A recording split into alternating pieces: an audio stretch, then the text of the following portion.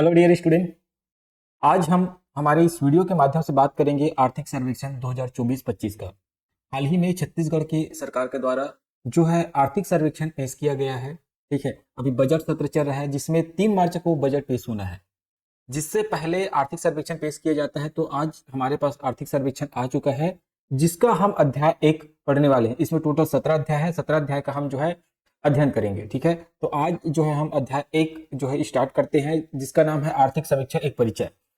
इसमें जो है जरूरत के सारे आंकड़े हमको मिल जाते हैं। ठीक है, अगर आप परीक्षा में देखेंगे तो मोस्टली जो क्वेश्चन बनता है इसी जो चैप्टर है उससे बनता है। ठीक है, आगे के भी चैप्टर जो है बहुत काम कर रहता है ना, उसमें भी डिटेल रहता है, लेकिन मोस्टली टाइम अगर आप एक दो क्वेश्चन अगर आर्थिक सर्वेक्षण से अगर पूछा जाता है तो ये इसी चैप्टर से बनता है प्रायः। ठीक है, वैसे ट्रेंड अलग अलग रहा है हमारे एग्जाम का। कभी आर्थिक सर्वेक्षण का बहुत ज्यादा क्वेश्चन पूछ देता है, कभी नहीं पूछता, या कभी 1 से 2 क्वेश्चन ही पूछ देता है। ठीक है, लेकिन ये आंकड़े जो है बहुत इजी होता है याद करना। आर्थिक सर्वेक्षण का नॉलेज होना आपको रहना चाहिए, क्योंकि आर्थिक सर्वेक्षण एक ऐसा है जिसके बिना आप कई आंकड़े को जो है पेश कर सकते हैं। अगर आप मुख्य परीक्षा की तैयारी करते हैं तो वहां आपको आंकड़े पुट करना होता है। ठीक है, तो अभी सीजीपीएससी मेंस का भी पेपर है, साथ ही एडीओ का भर्ती परीक्षा है जो मोस्ट इंपॉर्टेंट है। और एडीओ एग्जाम के लिए आर्थिक सर्वेक्षण और सीजीपीएससी मेंस के लिए आर्थिक सर्वेक्षण मोस्ट इंपॉर्टेंट होता है अगर आप एक अच्छे से तैयारी करने वाले स्टूडेंट है तो। चलिए आज का पहला चैप्टर हम स्टार्ट करते हैं और जानते हैं आर्थिक सर्वेक्षण में क्या क्या आंकड़े हमारे लिए इंपॉर्टेंट है और किस चीज को हमको याद रखना है इसमें। ठीक है, चलिए तो आर्थिक स्थिति एक समीक्षा पहला चैप्टर का नाम। ठीक है, इसमें छत्तीसगढ़ का एक सामान्य परिचय हम देखेंगे, है ना, कि छत्तीसगढ़ में का गठन कब हुआ था। ठीक है, इससे संबंधित राज्य कौन कौन से हैं, है ना, इससे सीमा से लगे हुए राज्य, इसके जो क्षेत्रफल है, इसकी जनसंख्या के बारे में थोड़ा सा हम जो है एक सामान्य परिचय देखते हैं। तो छत्तीसगढ़ राज्य जो है आपको मालूम है उड़ीसा, उत्तर प्रदेश, झारखंड, मध्य प्रदेश, महाराष्ट्र, तेलंगाना एवं आंध्र प्रदेश के साथ जो है अपना सीमा रेखा जो है साझा करता है। ये बात आप सबको मालूम है, आप लगातार पढ़ते आ रहे हैं। ठीक है, भूगोल का ये पहला ही अध्याय होता है जिसमें हम इन सब बातों को ध्यान रखते हैं। ठीक है, तो याद रखेंगे छत्तीसगढ़ जो है कौन कौन से राज्यों के साथ सीमा रेखा बनाती है, तो उड़ीसा, उत्तर प्रदेश, झारखंड, मध्य प्रदेश, महाराष्ट्र, तेलंगाना एवं आंध्र प्रदेश के साथ ये सीमा रेखा बनाती है। ठीक है, प्रशासनिक कार्यों की सुगमता के लिए इस राज्य को जो है ना 5 संभागों में बांटा गया है। आप मालूम है दुर्ग संभाग जो है सबसे नवीनतम संभाग कहलाता है। ठीक है, 5 संभागों में बांटा गया है और 33 जिलों में विभाजित किया गया है। ठीक है, हमारे छत्तीसगढ़ में कितने जिले टोटल 33 जिले हैं, ध्यान रखेंगे। छत्तीसगढ़ का निर्माण जो है 1 नवंबर सन 2000 को किया गया था। ठीक है, और ये भारत संघ के 26वें राज्य के रूप में बनकर उभरा। याद रखेंगे कौन से क्रम का राज्य है, तो 26वां राज्य, ध्यान रखेंगे। ठीक है, भारत में अब आपको मालूम होना चाहिए 28 राज्य और 8 केंद्र शासित प्रदेश है ना, 8 यूनियन टेरिटरी है और 28 स्टेट है। ठीक है, इसके भी आपको ज्ञात होना चाहिए, ये बात ध्यान में होना चाहिए आपका। इस राज्य का जो भौगोलिक क्षेत्रफल है, ठीक है, वो कितना है, 1,35,191 वर्ग किलोमीटर, ध्यान रखेंगे।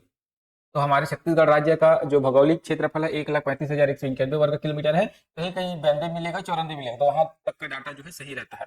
ठीक है, अगर हम बात करें तो ये देश का कुल कितना प्रतिशत है, तो देश का जो क्षेत्रफल है कितना है, 32,87,263 वर्ग किलोमीटर है हमारे भारत का क्षेत्रफल। ठीक है, और हमारे छत्तीसगढ़ का क्षेत्रफल कितना है, 1,35,191 वर्ग किलोमीटर है। ठीक है, ये हमारे छत्तीसगढ़ हो गया, ये हो गया भारत। तो जो भारत का जो क्षेत्रफल दिख रहा है ना, उसका कितना प्रतिशत होता है, 1,35,191, तो 4.1% होता है। ठीक है, भारत का जो 32,87,263 वर्ग किलोमीटर है ना, उसका 4.1% हम निकालेंगे तो 1,35,191 वर्ग किलोमीटर आएगा, ध्यान रखेंगे। ठीक है, और हम बात करें तो प्रदेश का वन क्षेत्रफल, इसको याद रखेंगे क्योंकि ये नया डाटा है। ठीक है, ये अभी नया डाटा है। ठीक है, याद रखेंगे क्योंकि हम पहले 59,772 पढ़ते थे, अब ये हो गया 59,820.78 वर्ग किलोमीटर।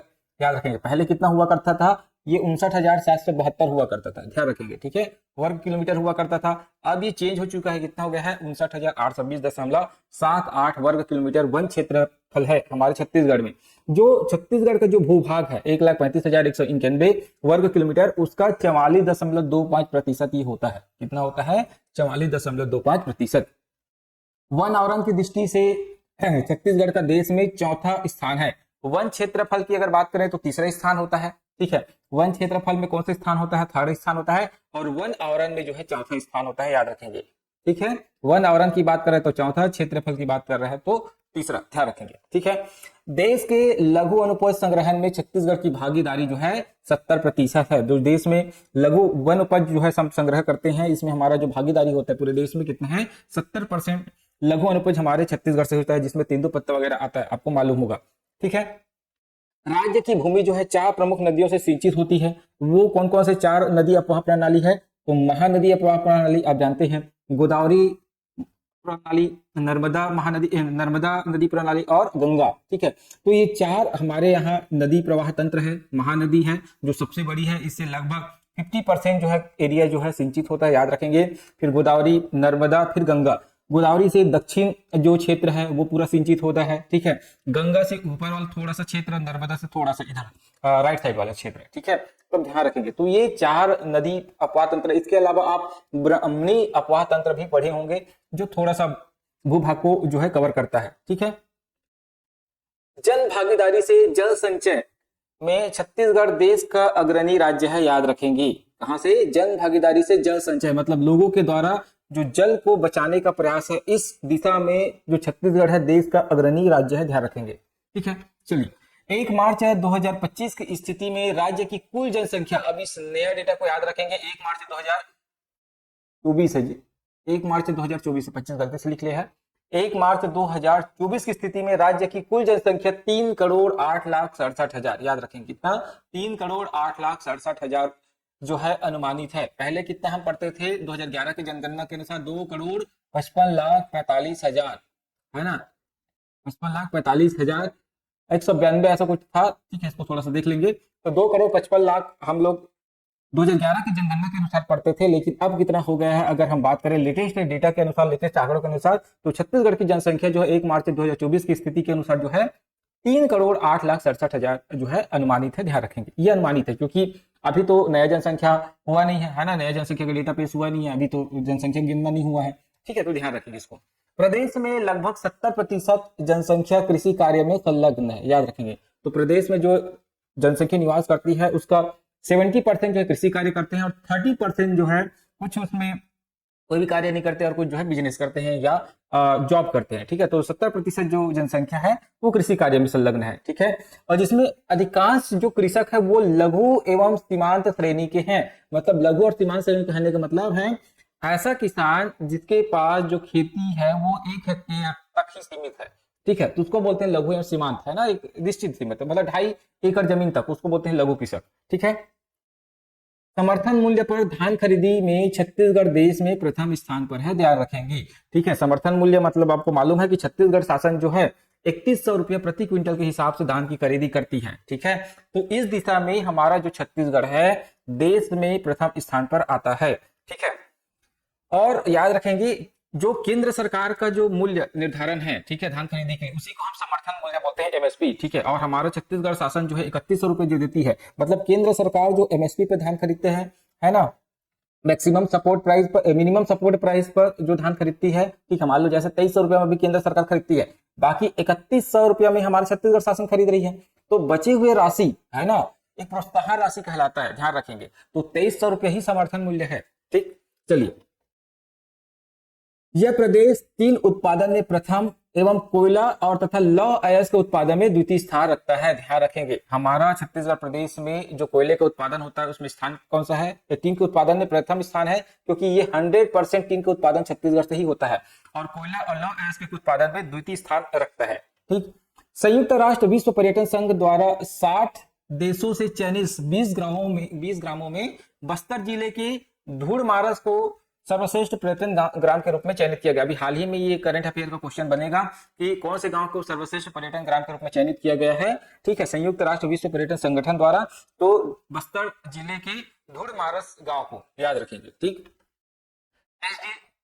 सस्टेनेबल डेवलपमेंट गोल है ना, तो एसडीजी जिला स्तरीय बेसलाइन एवं प्रगति रिपोर्ट के तृतीय संस्करण, ठीक है, तृतीय संस्करण 2023 तक राज्य की कुल 27 जिले फ्रंट रनर एवं 6 जिले परफॉर्मर श्रेणी में है। अब आकांक्षी जिला में किसी को भी सम्मिलित नहीं किया गया है। आकांक्षी जिला में किसको सम्मिलित किया जाता है, जिसका स्कोर 0 से 45 होता है, उसको जो है इसमें सम्मिलित किया जाता है आकांक्षी जिला में। अब हमारे जो छत्तीसगढ़ के जितने भी जिले हैं वो 45 प्लस स्कोर कर रहे हैं तो उसको परफॉर्मर श्रेणी और फ्रंट रनर श्रेणी कहते हैं। जो 65 प्लस होता है उसको फ्रंट रनर श्रेणी के अंतर्गत रखते हैं।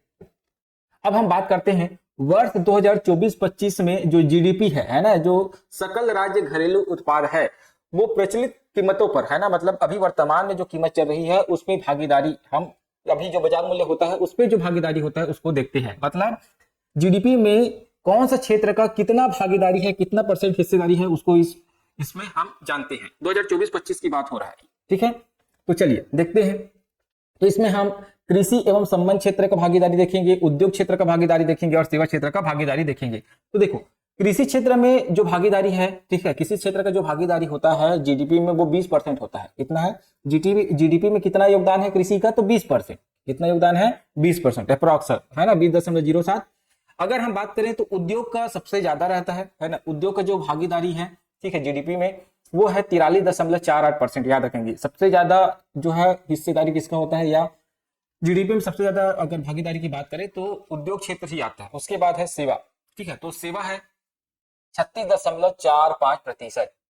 36.45%। मतलब अगर जीडीपी मान लो 100% है, जीडीपी 100% है, तो 100% में 43.48% जो उद्योग का है, इंडस्ट्री का, इसमें 36.45% जो भागीदारी है वो है आपके सर्विस का, सेवा सेक्टर का, और 20.07 जो है ये एग्रीकल्चर सेक्टर का है। कौन सा क्षेत्र का है? एग्रीकल्चर सेक्टर का, याद रखेंगे, ठीक है। एग्रीकल्चर के अलावा जो खनन वगैरह भी आता है प्राथमिक क्षेत्र में, वो सबको भी इसमें सम्मिलित कर दिया था, वानिकी वगैरह, ठीक है, तो ध्यान रखेंगे। तो 20% जो है कृषि का योगदान होता है, 43% जो है उद्योग का योगदान होता है, 36% जो है आपका सेवा का योगदान है। इसको पूछा जाता है, मोस्ट इंपॉर्टेंट है ये, आईएमपी मोस्ट इंपॉर्टेंट, ठीक है।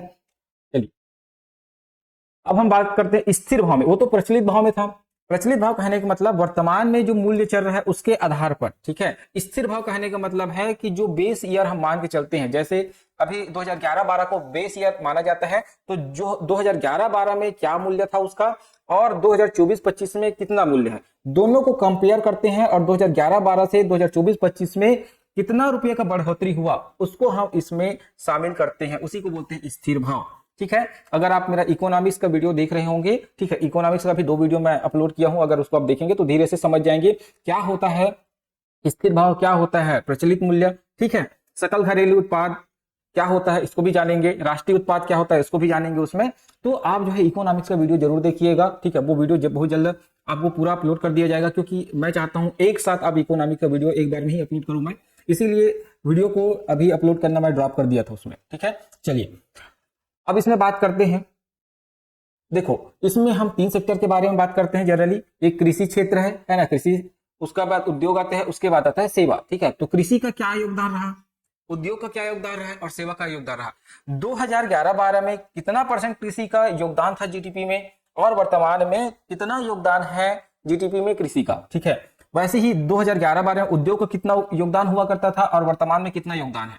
सेम सेवा के क्षेत्र में 2011-12 में कितना % योगदान हुआ करता था और अभी कितना योगदान हुआ, मतलब कौन से क्षेत्र में बढ़ोतरी हुआ है और कौन से क्षेत्र में कमी हुआ है, इसको हम स्थिर भाव के माध्यम से ही जानते हैं।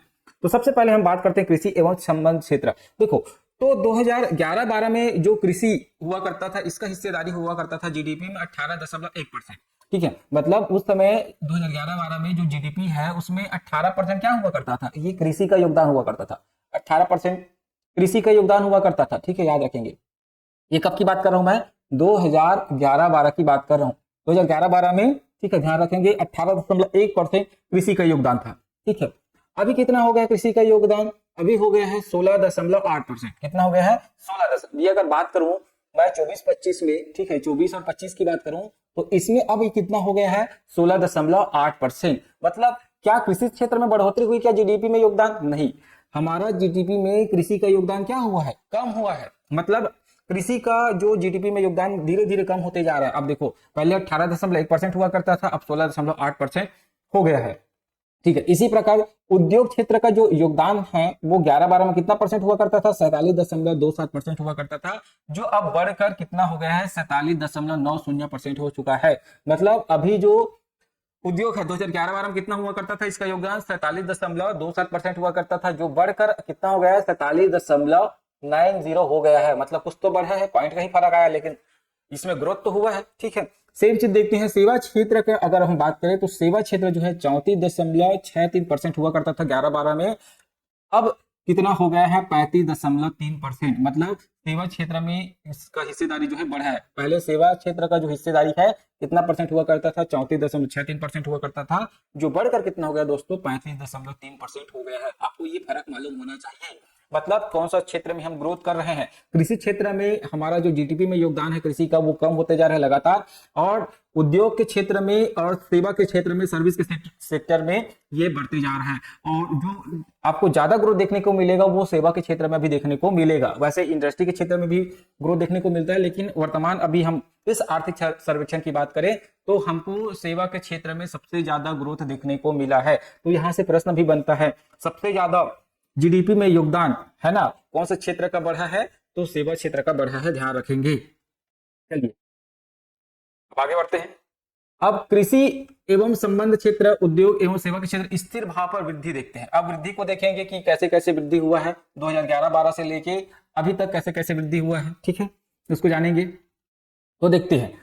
19-20 से हम चालू करते हैं। 19-20 में कितना परसेंट ग्रोथ हुआ था, 20-21 में कितना परसेंट ग्रोथ हुआ है, 21-22 में कितना परसेंट का ग्रोथ हुआ है, 22-23 में कितना परसेंट का ग्रोथ हुआ है, 23-24 में कितना परसेंट का ग्रोथ हुआ है, और 24-25 में कितना परसेंट का ग्रोथ हुआ है।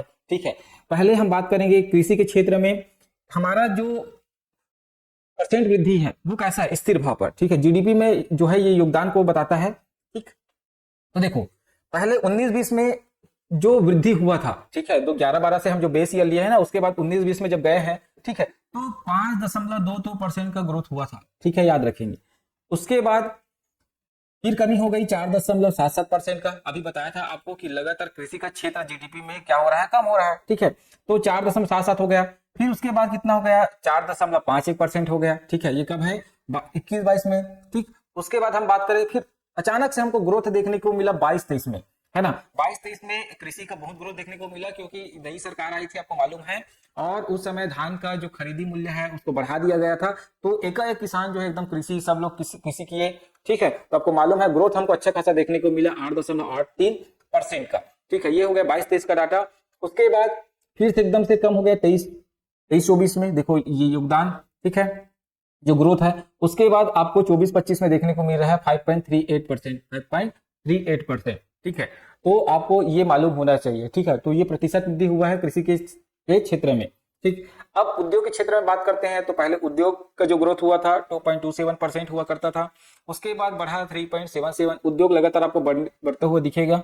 ठीक है, उसके बाद 5.35%, उसके बाद ये ग्रोथ हुआ है आपका 3.33। देखो यहाँ ये कम हुआ है। ठीक है, यहाँ ये कम हुआ है। ठीक, उसके बाद 4.87%, और उसके बाद आपको देखने को मिलेगा 6.92%। उसके बाद जो है 11.13%। ये सेवा क्षेत्र का आएगा दोस्तों। ठीक है, एक मिनट। हाँ, तो अब इसमें मैं एक चीज आपको बता दूं, देखो यहाँ जो कृषि का क्षेत्र है, कृषि का क्षेत्र देखो सबसे कम वृद्धि कौन से ईयर देखने को मिल रहा है आपको, 22-23 में सबसे कम वृद्धि देखने को मिल रहा है। सबसे कम वृद्धि कब देखने को मिल रहा है 2023-24 में। 2023-24 में सबसे कम वृद्धि आपको देखने को मिला। तो ये पॉइंट आपके लिए इंपॉर्टेंट है, इसको याद रखेंगे आप। ठीक है, और सबसे ज्यादा वृद्धि देखने को मिल रहा है 22-23 में। 22-23 में सबसे ज्यादा वृद्धि देखने को मिल रहा है ये। तो ये दो ईयर को आप याद रखेंगे, 22-23 को और 23-24 को। ठीक है, ये दोनों ईयर को आपको अच्छे से ध्यान रखना है। सेम चीज आपको याद रखना है कि उद्योग के क्षेत्र में सबसे कम ग्रोथ कब देखने को मिला है, तो सबसे कम ग्रोथ 19-20 में देखने को मिला है, और सबसे ज्यादा ग्रोथ जो है आपको 24-25 में देखने को मिला है, याद रखेंगे। ठीक है, चलिए अब सेवा सेक्टर के बारे में बात करते हैं। तो सेवा सेक्टर में देखो 19-20 में 11.3% का ग्रोथ हुआ। उसके बाद 20-21 में निगेटिव में चला गया, तो सबसे कम तो यही हो जाएगा सेवा के लिए, है ना। मोस्ट इंपॉर्टेंट है किस वर्ष सेवा क्षेत्र में हमको नकारात्मक जो वृद्धि है देखने को मिला था, तो ये है 20-21 में, ध्यान रखेंगे, इसको भी पूछा जाता है। उसके बाद 7.57% का ग्रोथ देखने को मिला। उसके बाद हमको 11.31 सबसे ज्यादा ग्रोथ रेट जो है कब देखने को मिला 22-23 में हमको सेवा के क्षेत्र में ग्रोथ देखने को मिलता है। उसके बाद 10.43% का, उसके बाद 8.54% का हमको ग्रोथ देखने को मिलता है। तो याद रखेंगे सबसे निगेटिव, इसको मोस्ट इंपॉर्टेंट है ये, इसको पूछे जा सकता है कि हमको सेवा के क्षेत्र में नकारात्मक वृद्धि कौन से ईयर में देखने को मिला है। तो याद रखेंगे 21-22 में हमको नकारात्मक वृद्धि देखने को मिलता है। ठीक है, तो ये सब वृद्धि को आप ध्यान रखेंगे, मोस्ट इंपॉर्टेंट है आपके एग्जाम के दृष्टिकोण से। तो इसमें याद रखेंगे अधिकतम वृद्धि कौन से ईयर में हुआ है और नकारात्मक या सबसे कम वृद्धि कौन से ईयर में हुआ है। ये दो क्वेश्चन मोस्टली इंपॉर्टेंट होता है, एग्जाम में पूछा जाता है। चलिए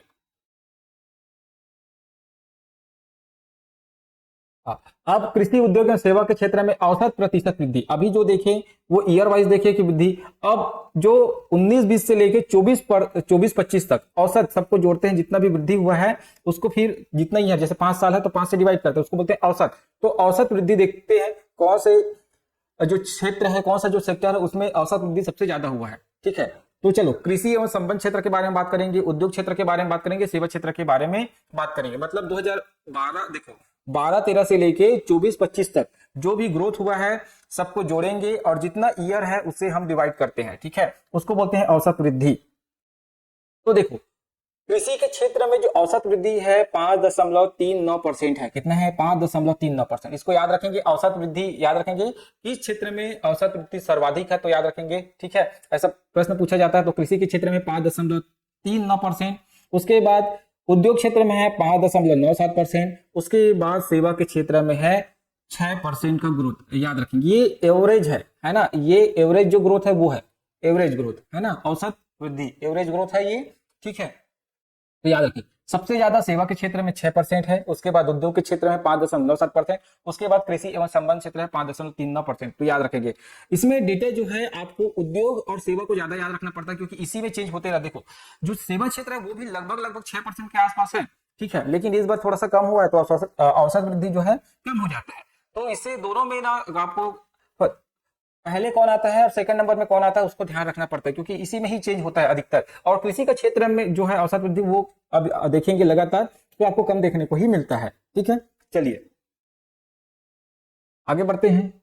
मूल्य एवं सार्वजनिक वितरण प्रणाली, अब थोड़ा इंपॉर्टेंट डेटा के बारे में बात करते हैं। ठीक है, उपभोक्ता मूल्य सूचकांक नवंबर 2024 में 195.1 ग्रामीण, 187.6 नगरीय एवं 192.3 संयुक्त क्षेत्र के लिए है। मतलब उपभोक्ता मूल्य सूचकांक, ठीक है, नवंबर 2024 की स्थिति में ग्रामीण के लिए कितना है 195.1 और नगरीय के लिए कितना है 187.6 और दोनों क्षेत्र को मिला दिया जाए तो 192.3 ये जो है सूचकांक है, नंबर है याद रखेंगे।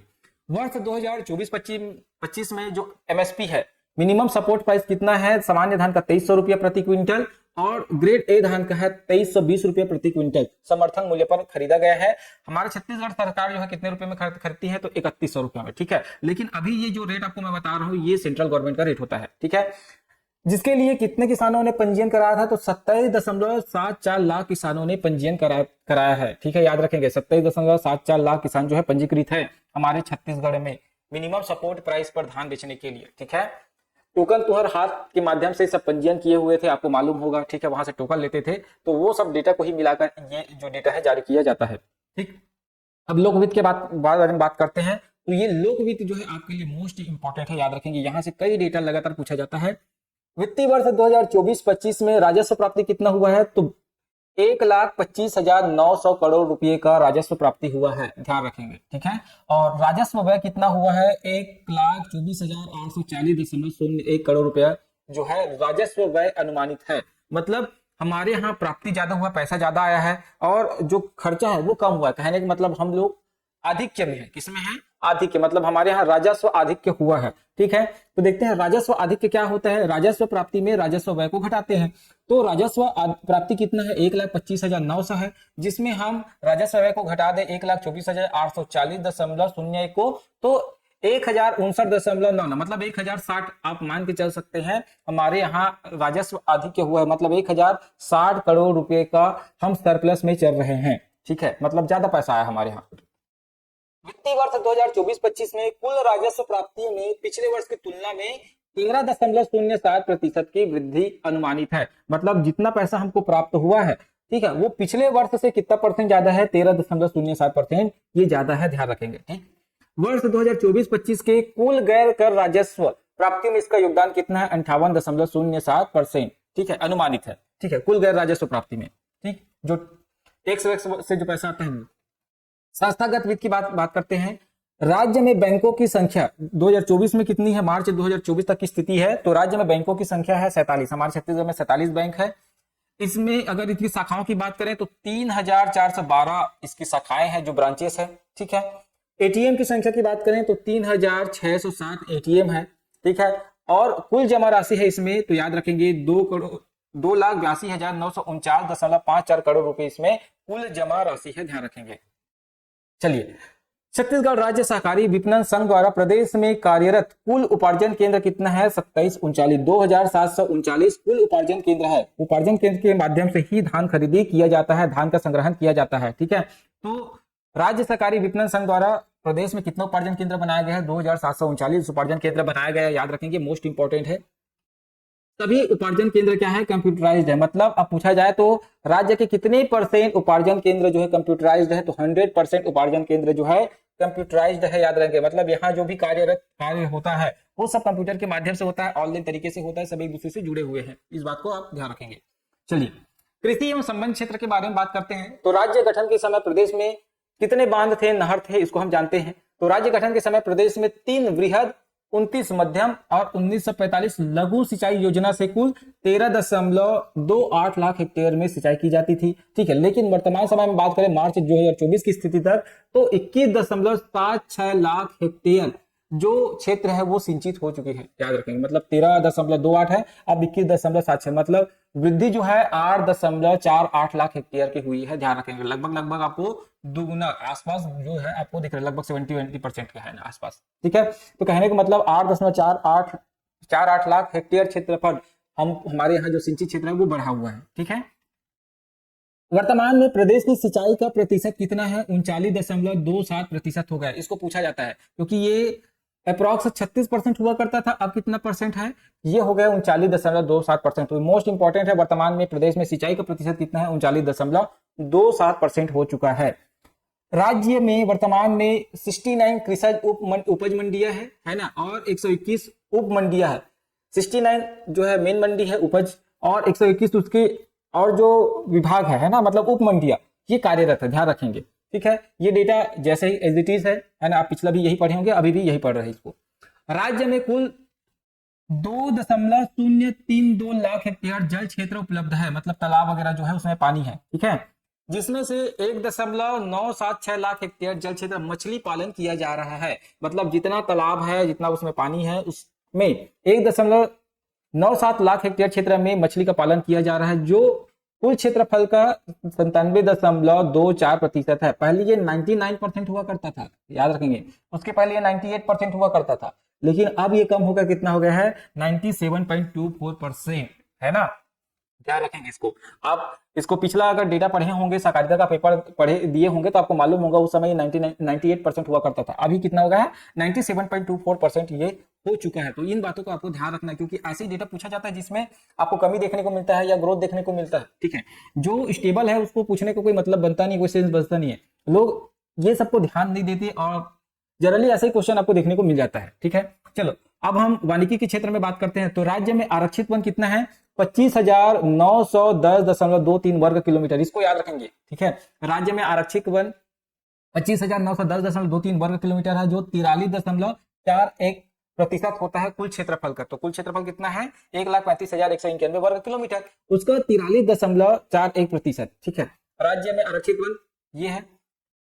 संरक्षित वन का बात करें, संरक्षित वन में तो 24,036.10 वर्ग किलोमीटर, मतलब 40.18% ये है, ठीक है। और अवर्गीकृत वन की बात करें तो 9,874.13 वर्ग किलोमीटर जो है अवर्गीकृत वन है, जो 16.51% है, ध्यान रखेंगे।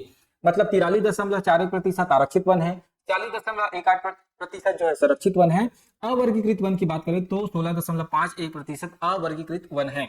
राज्य में कुल वन क्षेत्र जो है 59,820.78 वर्ग किलोमीटर है। मोस्ट इंपॉर्टेंट है, क्योंकि पहले 59,772 हुआ करता था, ये बढ़ा है ना। और कितना बढ़ा है इसको भी आप देख लेंगे, 106 कुछ है जहां तक मेरे को याद आ रहा है, ठीक है। जो ग्रोथ है फिर भी आप इसको माइनस करके देखेंगे, आपको मालूम हो जाएगा, ठीक है। तो राज्य में कुल वन क्षेत्र जो है बढ़ा है, ग्रोथ हुआ है, इसको भी ध्यान रखेंगे। वर्ष 2023-24 में 674.16 करोड़ रुपए मूल्य के 12.94 लाख मानक बोरा तथा 2024-25 में 1073.48 करोड़ मूल्य के 15.56 लाख मानक बोरा तेंदुपत्ता का उत्पादन हुआ है। तो आपको 22-23 का डेटा याद नहीं रखना, 23-24 जो 25 वाला है ये डेटा आपको याद रखना है ना, 23-24 वाला याद नहीं रखना, ये डेटा आपको याद रखना है। तो 24-25 में 15.56 लाख मानक बोरा तेंदुपत्ता का उत्पादन हुआ है।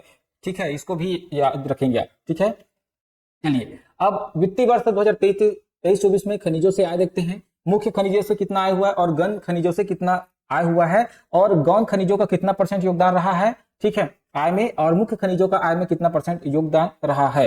ठीक है, तो याद रखेंगे जो मुख्य खनिज है उसी से सबसे ज्यादा आय होता है हमको, तो 96% आय इससे होता है। ठीक है, और कितना करोड़ में बात करें तो 6756.97 करोड़। ठीक है, अगर हम बात करें गौण खनिज से जो आय हुआ है 256.91 करोड़। ठीक है, या 4%। ठीक है, तो याद रखेंगे आय में जो मुख्य खनिज है उससे 96% आय होती है और जो गौण खनिज है उससे 4% की आय होती है। इसको परसेंटेज में जनरली पूछा जाता है, याद रखेंगे। ठीक है, कभी कभी ये डेटा भी पूछा जाता है करोड़ रुपये में। ठीक है, तो इसको भी आप ध्यान रख लेंगे। ठीक है, तो सबसे ज्यादा जो है मुख्य खनिज से ही आय होता है, गौण खनिज से नहीं के समान आय होता है हमको।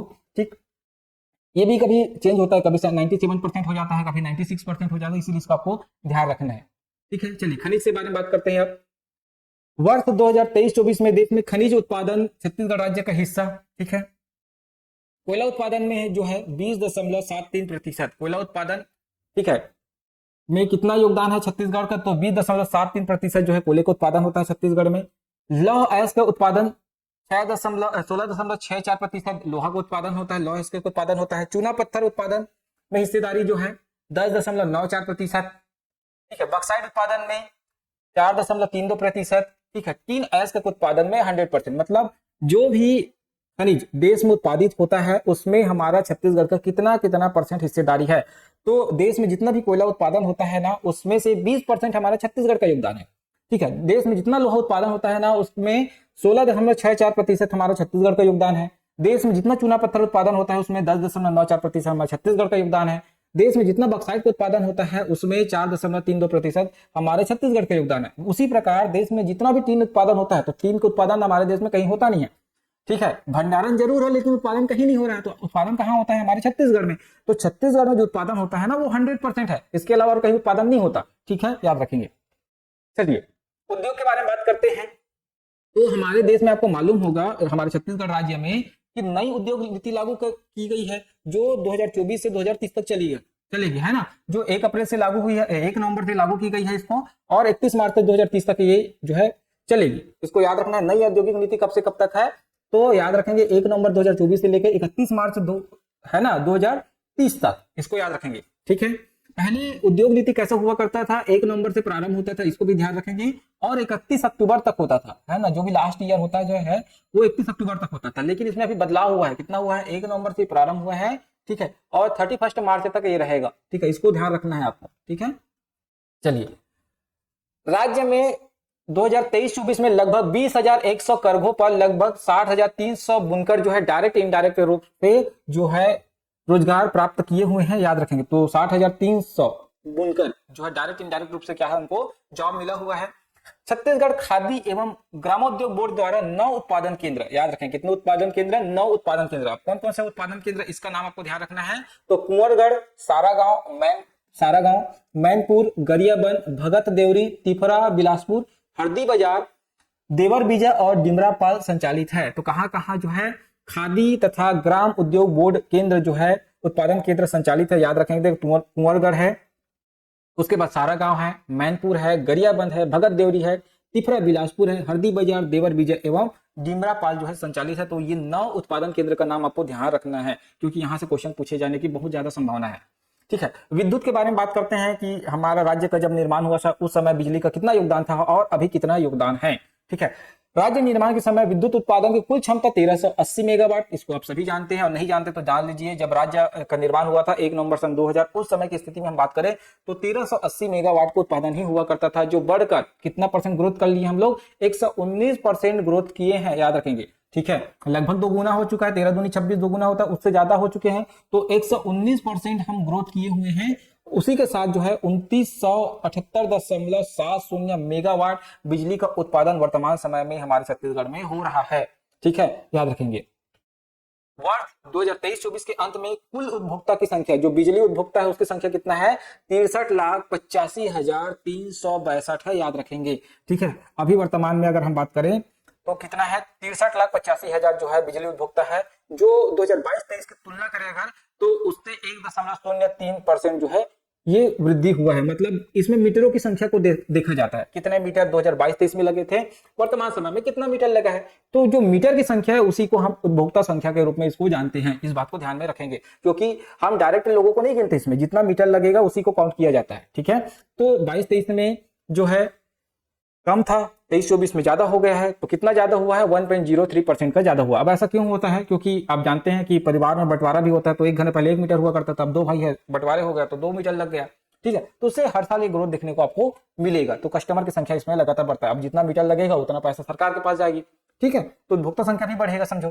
ठीक, चलिए, दिसंबर 2023 की स्थिति में राष्ट्रीय राजमार्ग की कुल लंबाई कितनी है, 3,484। ठीक है, याद रखें। तो छत्तीसगढ़ में राष्ट्रीय राजमार्ग की कुल लंबाई है 3,484 किलोमीटर। ठीक, ग्रामीण विकास एवं रोजगार के बारे में बात करते हैं। ईडीओ के लिए मोस्ट इंपॉर्टेंट है, ईडीओ वाला एकदम इसको रट लेंगे भाई, यहां से क्वेश्चन आएगा।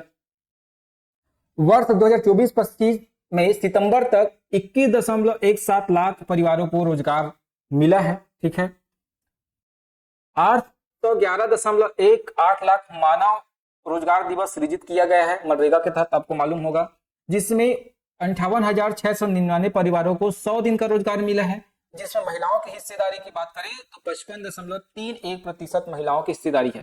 पहले ये हिस्सेदारी लगभग 54% था महिलाओं का। ठीक है, अब ये 55% हो चुका है। लगातार महिलाओं का परसेंटेज जो है इसमें बढ़ रहा है, हिस्सेदारी जो है बढ़ रहा है, इसको ध्यान रखेंगे। अभी वर्तमान समय में 23-24 के बारे में हम बात करें, 24-25 में सितंबर महीने तक की बात हो रहा है ये, तो 21.17 लाख लोगों को रोजगार मिला है, परिवार लोगों को ये रोजगार मिला है मनरेगा के तहत। ठीक है, जिसमें 811.18 लाख जो है मानव दिवस सृजन हुआ है। 58,699 परिवारों को 100 दिन का रोजगार मिला है, जिसमें महिलाओं की हिस्सेदारी भी आपसे पूछा जाता है। तो ईडीओ के लिए मोस्ट इंपॉर्टेंट है। नगरीय विकास के बारे में बात करते हैं। वर्ष 2011 में शहरी जनसंख्या बढ़कर कितना हो गया, 23.24% है। ठीक है, ग्रामीण जनसंख्या हमेशा ज्यादा रहेगा शहरी जनसंख्या तक। तो शहरी जनसंख्या कितना परसेंट है, 23.24%। ये 2011 के बारे में है। ठीक है, 2011 की जनगणना के अनुसार। ठीक है, 1931 में पहले कम हुआ करता था, अब 2011 में जो है ये बढ़ेगा, जाहिर सी बात है। ठीक है, तो इसको आपको उतना ज्यादा याद रखने की जरूरत नहीं है। ठीक, वो ऐसे याद रखना है, 76% जो है ग्रामीण जनसंख्या है। ठीक है, और 24% जो है नगरीय जनसंख्या। इस प्रकार से आप याद रखेंगे तो 100% होता है बस। वर्ष 2023 में सार्वजनिक परिवहन दुरुस्त करने के लिए पीएम बस ई बस सेवा जो है प्रारंभ किया गया है, याद रखेंगे। 2023 में सार्वजनिक परिवहन के लिए पीएम ई बस सेवा जो है प्रारंभ किया गया है। मतलब जितने भी सिटी है उसमें ई बस चलेगा। ठीक है, मतलब पेट्रोल डीजल से चलने वाली बसों को हटाया जाएगा, उसके अलावा इलेक्ट्रिक बस लाया जाएगा। ठीक है, जिसके तहत हमारे छत्तीसगढ़ के कुछ जिलों को इसमें शामिल किया गया, जिसमें रायपुर जिला है, दुर्ग भिलाई है, बिलासपुर कोरबा। ठीक है, कौन कौन से जिला है, रायपुर, दुर्ग भिलाई 2 जिला हो गया, तीसरा है बिलासपुर, चौथा है कोरबा। 4 जिलों को इसमें स्वीकृति प्राप्त हुई है। इन 4 जिलों में ई बस सेवा जो है प्रारंभ किया जाएगा। ठीक है, शिक्षा की बात करते हैं। वर्ष 2023-24 में सरस्वती साइकिल योजना, याद रखेंगे, सरस्वती साइकिल योजना के तहत जो है 1,64,700 छात्राओं को इसमें लाभान्वित किया गया है। ठीक है, 23-24 में 1,64,700 छात्राओं को जो है साइकिल वितरण किया गया है। सत्र 24-25 से है ना, 2024-25 में अगर हम बात करें तो 7 राजकीय विश्वविद्यालय है। ठीक है, गवर्नमेंट का, 17 निजी विश्वविद्यालय है, 335 शासकीय महाविद्यालय है और 321 अशासकीय महाविद्यालय है, जिसमें राष्ट्रीय शिक्षा नीति 2020 को स्नातक स्तर के पाठ्यक्रम में जो है लागू कर दिया गया है। इस बात को भी ध्यान रखेंगे। वर्ष 2024-25 में शासकीय महाविद्यालय में कुल 2,59,743 विद्यार्थी जो है प्रवेश इन्होंने लिया हुआ है। ठीक है, तो बस केवल इतना याद रखना है आपको। 7 जो है गवर्नमेंट का यूनिवर्सिटी है, 17 प्राइवेट यूनिवर्सिटी है, 335 जो है कॉलेजेस है, 321 जो कॉलेज है वो गवर्नमेंट और प्राइवेट दोनों सेक्टर से मिलकर चल रहा है, अशासकीय है समझो, चलिए, या प्राइवेट है। ठीक है, उसमें दोनों आता है ना, अर्धशासकीय भी आता है और शासकीय, इसको दोनों को रखा गया है इसमें, तो ध्यान रखेंगे। ठीक, स्वास्थ्य के बारे में बात करते हैं तो SRS बुलेटिन 1997 से लेकर 2003 के अनुसार जो है मातृ मृत्यु का अनुपात कितना था, 1 लाख जो जीवित जन्म बच्चे होते हैं उसमें 365। ठीक है, अब कितना हो गया है ये 137 प्रति लाख जीवित जन्म पर, है ना, मातृ मृत्यु दर। ठीक है, याद रखेंगे 137 हो चुका है, ये डेटा आपको ध्यान रखना है। मातृ मृत्यु दर के बारे में अगर बात करते हैं तो 137। ठीक, बाल लिंगानुपात एवं बालिकाओं के प्रति समाज में सकारात्मक सोच बढ़ाने के लिए नोनी सुरक्षा योजना की शुरुआत, इसको पूछा जाएगा। नोनी सुरक्षा योजना जो है कब से प्रारंभ हुई, तो 1 अप्रैल 2014 से इसको लागू की गई है। ठीक है, परिवार जो है समाज में सकारात्मक सोच बढ़ाने के लिए बालिकाओं के प्रति, ठीक है, नोनी सुरक्षा योजना 1 अप्रैल 2014 से हमारे प्रदेश में लागू है। प्रदेश में वर्तमान में 30 सितंबर 2024 की स्थिति में कुल 52,220 आंगनबाड़ी केंद्र संचालित है। ध्यान रखेंगे, मतलब हमारे छत्तीसगढ़ में 52,220 आंगनबाड़ी केंद्र वर्तमान में जो है संचालित हो रही है। सामाजिक सेवाओं के बारे में बात करते हैं तो सामाजिक सुरक्षा पेंशन योजना अंतर्गत जो है 4,43,435 हितग्राही जो है लाभान्वित हुए हैं। याद रखेंगे, इंदिरा गांधी राष्ट्रीय निःशक्त पेंशन योजना के अंतर्गत जो है 33,750 हितग्राही लाभान्वित हुए हैं। प्रधानमंत्री जन विकास कार्यक्रम को जसपुर जिले में लागू किया गया, ये इंपॉर्टेंट है। कौन से जिले में लागू किया गया, तो जसपुर जिला में। सिविल सेवा परीक्षा के जो तैयारी करने वाले जो बच्चे हैं SC और ST कैटेगरी के, ठीक है, अगर वो UPSC का एग्जाम देते हैं और UPSC के एग्जाम में अगर प्रारंभिक परीक्षा में ये पास हो जाते हैं तो मुख्य परीक्षा की तैयारी करने के लिए उसको राज्य शासन जो है 1 लाख रुपए जो है की राशि जो है प्रदान करती है। इस बात को ध्यान रखेंगे। सतत विकास लक्ष्य छत्तीसगढ़ के बारे में बात करते हैं तो SDG इंडेक्स 4.0, ठीक है, 2024 के नवीनतम संस्करण है, लॉन्च कर दिया गया है। ठीक है, जिसमें 113 मानकों का उपयोग किया गया है, संकेतों का उपयोग किया गया है। SDG जिला स्तरीय बेसलाइन एवं प्रगति रिपोर्ट में छत्तीसगढ़ 2023 तक कुल 27 जिले जो है फ्रंट रनर श्रेणी में है।